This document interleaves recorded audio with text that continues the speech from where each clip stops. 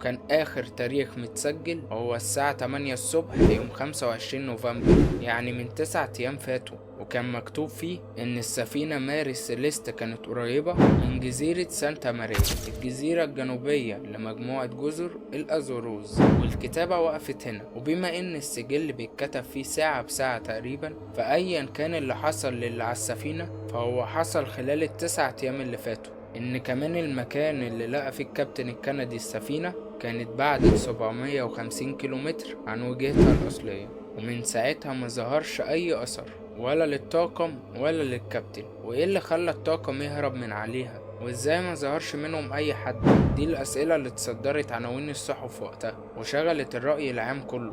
قبل ما نحاول نفسر اللي حصل، تعالوا خدكم ونبص بصة على تاريخ السفينة الملعونة زي ما الناس بيسموه. تاريخ السفينة كله أحداث غريبة، وفي منها اللي مش مفهوم أصلا.